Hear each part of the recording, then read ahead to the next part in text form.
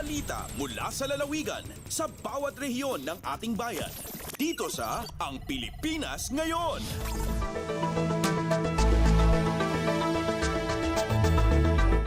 Dumako na tayo sa ating regional news. Unahin natin ang mga balita mula sa rehiyon ng Luzon. Mula sa Dagupan, anti-littering ordinance sa Capitol Compound ng Pangasinan ipinasa ng Sangguniang Panlalawigan ng Pangasinan. Ang detalye ng balitang ito mula kay Ricky Kasipit. Ang ipaaksab sa Sangguniang Panlalawigan ng Pangasinan na anti-littering ordinance para Doobia Capitol Complex, Lingayen, Pangasinan, iinsulat ng SP member VC Ventanilla. Sa ordinansa at pangipanengneng ya disiplina dari Pangasinense, tanpa mabiskag na pikakabat dyan publiko at dugan panagbantak ya basura. Sari unlabag at sa ordinansa at unarap dyan multan 500 pesos dyan first offense, 1,000 pesos dyan second offense, and 1,500 pesos dyan third offense. Napabiskag iyan ordinansa, mangilitnag yasakay monitoring team, miyembro monitoring team chief of offices, administrative officials, building supervisors, parks and support services division, tan amin nga miyembro ya solid waste management personnel. Sen ordinansa at unkwalipika kayari 15 agaw ya publikasyon at general circulation na nabasa dari tutuod Capitol Compound. Manlala po dyan Radyo Pilipinas Dagupan, aya si Ricky Kasipit para sa Radyo Pilipinas World Service. Balita mula sa lalawigan sa bawat rehiyon ng ating bayan. Dito sa Ang Pilipinas Ngayon.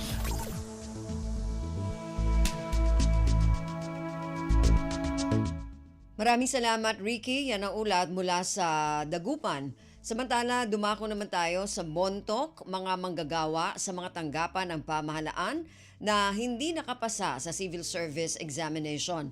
Maari na mabigyan ng Civil Service Eligibility Preference Rating. Ang detalye ng balitang ito mula kay Donna Kawis Balyo.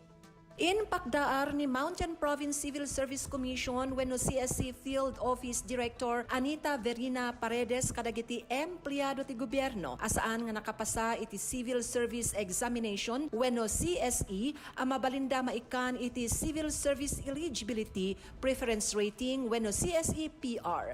Inlawlawag na nga ti CSE PR ket mabalin i-avail dagiti empleyado ti gobyerno a first level casual job order contract of service ken contractual ang nakaala iti CSE rating a 70 ingana 79. Inayon ni Paredes ang maikonsidera ti length of service ti may sa COS, JO, first level employee ken dadumapay tapno maka-avail da iti CSE PR. Kas pangarigan kunana no ti may sa empleyado ket nakaala iti 75 CSE rating rumbeng na kumpleto na ti 5 tawen a serbisyo. No mat 70% ti CSE rating masapol ti 10 tawen a serbisyo tapno makumpleto ti 80% passing rating. Narpos na DZRA, Donna Cawisbalio para sa Radyo Pilipinas World Service. Balita mula sa lalawigan sa bawat rehiyon ng ating bayan. Dito sa Ang Pilipinas Ngayon. Maraming salamat, Donna. Yan ang ulat mula sa Bontoc. Samantala, dumako naman tayo sa Tabuk, lalawigan ng Kalinga, nakatanggap ng iba't ibang parangal mula sa Population and Development Office, Cordillera. Ang detalye ng balitang ito mula kay Renzi Roaquin. Tanlo a lokal nga gobyerno iti probinsya Kalingay iti nakaawat iti pamadayaw gapu iti nasayaat apan nakaypatungpalda iti Population and Development Programs ti Rehiyon Cordillera. Narami dito iti suyosoy when a search for the most outstanding year local government offices and staff of the year awards night nga in patungpal iti Commission on Population and Development Cordillera. Iti Kalinga na ipa iti Certificate of Appreciation nga tumultulong iti programa para iti pagsiata ng iti Filipino families ken communities. Timat Siyudad at Tabuk na ipa iti Alpha Collaborator Award ken Innovative Approaches Award. Iti ili iti balbalan asako batlang iti Kalinga kat nakaawat mo iti Family Relationship Award gapo iti commitment ti lokal na gobyerno da ngamang pasaya at tunggal pamilya. Manipod DZRK Tabuk City. Ren Sirwakin nagipatpadamag para iti Radyo Pilipinas World Service. Balita mula sa lalawigan sa bawat rehiyon ng ating bayan. Dito sa Ang Pilipinas Ngayon.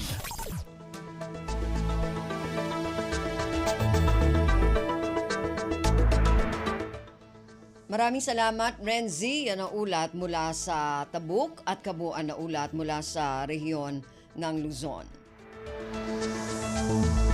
Dumako naman tayo sa rehiyon ng Kabisayaan mula sa Calbayog. Integrated Business Permit and Licensing System inilunsad sa munisipalidad ng San Jorge sa Samar. Ang detalye ng balitang ito mula kay Charmaine Perito. Ginlansar sa munisipyo San Jorge, Samar ang Integrated Business Permit and Licensing System IBPLS sa 24 nga mga munisipyo ug duha nga mga syudad sa bugos nga probinsya sa Samar. Ininaan ni ka-10 nga LGU nga nagpatuman sa nasabing nga inisyatibo. Sa mensahe ni Filnor Albareco nga Mao and Business Permit and Licensing Office BPLO officer sa nasabing nga munisipyo, iyagan paabot iya pagpapasalamat sa commitment ug suporta sa tanan nga mga stakeholders. Gintagan doon pa ni Albareco ang dedikasyon sa munisipyo sa pagpromote usa nga komunidad kundiin na uswag ang mga negosyo pinaagi sa innovation o kolaborasyon. Ang paglansar sa Integrated Business Permit and Licensing System IBPLS inusa nga mahinungdanon nga pitad para pagpauswag sa efficiency ug transparency sa business operations sa San Jorge, Samar. Ngan ini nga manilampuson nga implementasyon mai-empower ang lokal nga mga entrepreneurs ug mapapauswag ang economic growth sa probinsya. Tikang sa Radyo Pilipinas, Calbayog, Charmaine Perito para sa Radyo Pilipinas World Service. Balita mula sa lalawigan sa bawat rehiyon ng ating bayan. Dito sa Ang Pilipinas Ngayon. Maraming salamat, Charmaine. Yan ang ulat mula sa Calbayog at kabuuan na ulat mula sa rehiyon ng Kabisayaan. Dumako naman tayo sa rehiyon ng Mindanao mula sa Tandag. Mga empleyado ng Bislig City Jail nagsagawa ng coastal cleanup activity. Ang detalye ng balitang ito mula kay Raymond Aplaya. Nagmalampuson ang gipaygayon nga coastal cleanup activity sa mga personahe sa Bislig City Jail. Gipangunahan kini ni Jail Inspector Vincent Jumini Orculio, ang City Jail Warden. Kauban usab nila sa mga aktibidad ang mga personahe sa Barangay Affairs Office sa Gudang Kabataan Federation ug mga criminology interns. Nasairan nga mokabat sa 16 ka sako sa basura nga mitimbang og 160 kilos ang nakuha human sa maong coastal cleanup. Gipaygayon ang mga aktibidad sa baybayon nga bahin sa Purok 11 Guaba Junction, Barangay Poblasyon sakop sa mga syudad. Nasairan nga maong kalihukan ang pinasubay na sa pagsilibrar ning bulan sa Mayo sa Month of the Ocean ilawom sa tema karong tuiga nga Develop a Sustainable and Equitable Blue Economy. Gikan sa Radyo Pilipinas Tandag, kini sa Raymond Aplaya alang sa Radyo Pilipinas World Service. Balita mula sa lalawigan sa bawat rehiyon ng ating bayan. Dito sa Ang Pilipinas Ngayon. Maraming salamat, Raymond. Yan ang ulat mula Tandag. Samantala, dumako naman tayo sa Hulo. Barangay Busbus sa Hulo, pinaghahandaan na ang La Nina.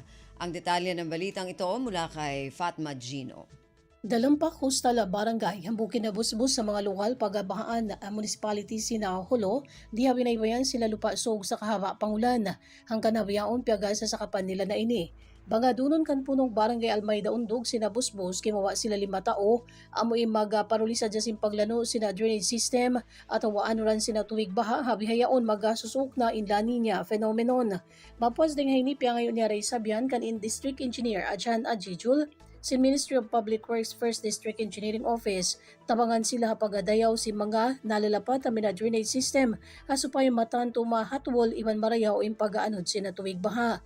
Magatuwiray sabyan namin si Mambagi Ajijul hainihinang nabihaon in plano asupaya maigna in katan si mga nakasisimbol ha drainage system asupaya amin gumam in problema nila hal pagbaha hanasabot barangay. Dengha RP Holo ini Fatma Adilicino para sa Radyo Pilipinas World Service.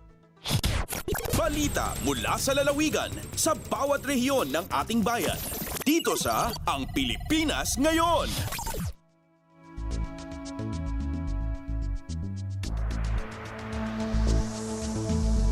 Maraming salamat, Fatma. Yan ang ulat mula sa Hulo at kabuuan na ulat mula sa rehiyon ng Mindanao.